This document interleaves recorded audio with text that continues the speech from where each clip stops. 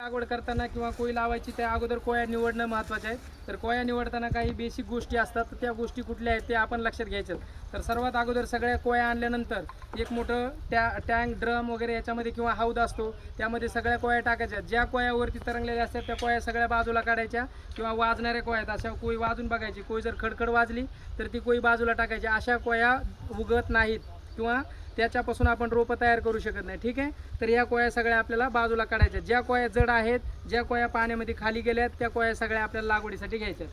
सगळ्यात अगोदरची ती गोष्ट. त्यानंतर कोया धुवून घेतल्या, कोया बाजूला बाहेर काढल्या, त्यानंतर आपल्याला त्याला ट्रीटमेंट द्यायची. तर कुठलंही बुरशीनाशक आपण त्याच्यामध्ये वापरू शकतो, जसं की बावेस्टीन आपण वापरू शकतो. तर 10 लिटर पाणी असेल त्यामध्ये 2 ग्रॅम बावेस्टीन पावडर टाकायचे, त्याला व्यवस्थित मिसळून घ्यायचे, डायल्यूट करून घ्यायचे. त्यानंतर त्यामध्ये कोया टाकायच्या. जसं तुम्हाला लिक्विड रिक्वायरमेंट असेल, जशी आवश्यकता असेल त्याप्रमाणे तुम्ही बनवू शकता. आणखी त्याला कोया त्याच्यामध्ये टाकल्या 5 ते 10 मिनिट तसंच ठेवायच्यात. त्यानंतर त्या कोया परत बाहेर काढायच्या. त्याला आपण फंगस होऊ नये किंवा कुठल्याही बुरशीजन्य रोग होऊ नये त्यामुळे आपण ही ट्रीटमेंट करत असतो. त्यानंतर त्या कोया बाहेर काढल्यानंतर कोया थोड्या सुकवायच्या 5 मिनटं आणि त्यानंतर हे असे जे गादी वाफे आपण बनवले, बेड बनवले, त्या बेडवरती लावायच्यात. फ्लॅट बेडसुद्धा बनवू शकतो, म्हणजे सपाट वाफेही बनवता येतात, गादी वाफेही बनवता येतात.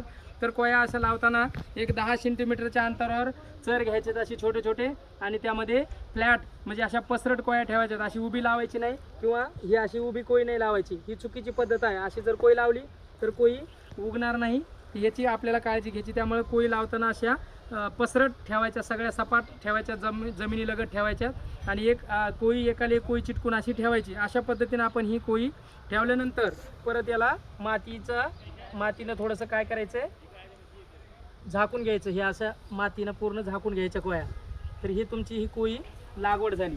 तर अशा पद्धतीने लागवड झाली की यानंतर याला वॉटर कॅन ही जी आहे यानं पाणी द्यायचं आहे. इकडून घेऊन ये. तर पाणी द्यायचं आहे आणि नंतर मग परत याला रेग्युलर दिवसातून 2 वेळा पाणी देत राहायचं. जर पाऊस असेल तर गरज नाही, पण जर सुकं असेल, पाऊस नसेल तर अशा वेळेला आपल्याला दिवसातून 2 वेळेस याला पाणी द्यायचं. लेवल करून घ्या इथलं पोरांनो, दोघंजण लेवल करा त्या लावलेल्या गोळ्या.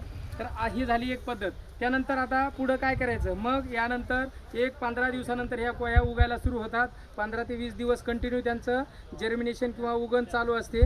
20 दिवसापर्यंत 21 दिवसापर्यंत ह्या कोया उगत राहतात. कोया उगल्यानंतर ह्या कोया मग आपण कलम करण्यासाठी वापरणार आहोत. तर नर्सरीमध्ये जेव्हा आपल्याला एखादी नर्सरी चालू करायची, फळबागाची किंवा आंब्याचे रोपं तयार करायचे, तर सर्वात अगोदर आपण जेवढ्या कोया आपल्याला भेटतील आपल्या परिसरामध्ये त्या सगळ्या कोया आणायच्या, त्या कोया एकत्र करायच्या, त्याला ट्रीटमेंट द्यायची आणि अशा पद्धतीने ते गादी वाफ्या रोपं तयार करायचे. रोपं तयार झाले की 20 दिवसापर्यंत कोया सगळ्या उगून येतात. उगून आल्यानंतर पुढच्या आठवड्यामध्ये त्याच्यावरती आपण ग्राफ्टिंग करू शकतो. ज्यावेळेस त्याचे तांबडे पानं असतात त्यावेळेस त्याच्यावरती आपण ग्राफ्टिंग करणार आहे, तर त्याला स्टोन ग्राफ्टिंग असं म्हणतात. तर उगून आल्यानंतर आपण पुढच्या सेशनमध्ये कशी ग्राफ्टिंग करावी याविषयी माहिती घेऊया. ठीक आहे, ओके, धन्यवाद.